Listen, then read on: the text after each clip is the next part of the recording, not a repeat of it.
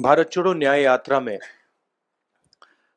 मणिपुर से हम महाराष्ट्र गए और रास्ते में हजारों युवाओं ने कंप्लेन की थी कि हिंदुस्तान में नॉन स्टॉप पेपर लीक होते हैं।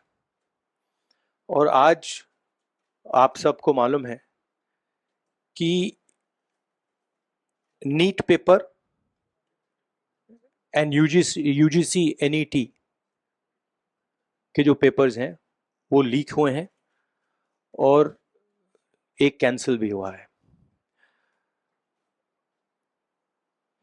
कहा जा रहा था कि नरेंद्र मोदी जी ने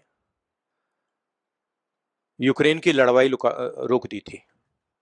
मतलब एक ऑर्डर देके जो रूस और यूक्रेन के बीच में लड़ाई चल रही थी उसको रोक दिया था, ब्रेक लगा दी थी। इजराइल और गाजा के बीच में जो लड़ाई चल रही थी उसको भी नरेंद्र मोदी जी ने रोक दिया था।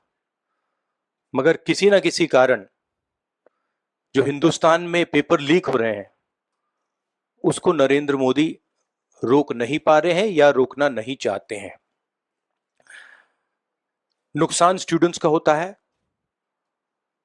जो हिंदुस्तान के स्टूडेंट्स हैं, मैं जानता हूं कि आप इन एग्जाम्स के लिए महीनों सालों काम करते हो।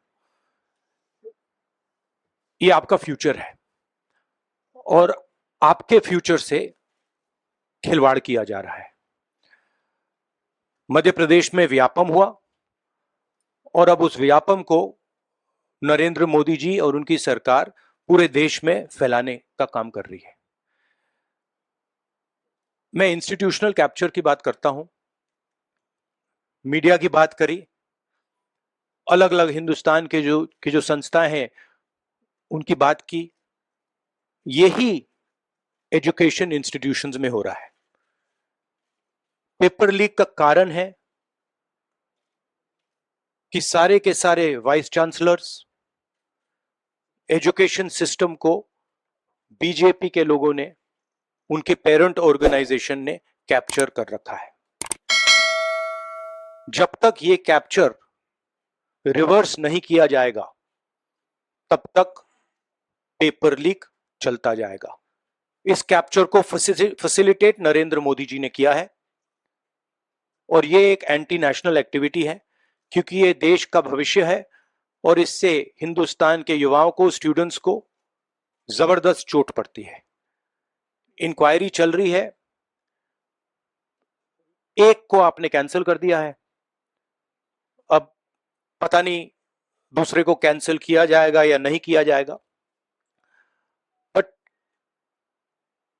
कोई ना कोई तो इसके लिए जिम्मेदार है और उनको एकदम पकड़ा जाना चाहिए और उन पे एक्शन लिया जाना चाहिए।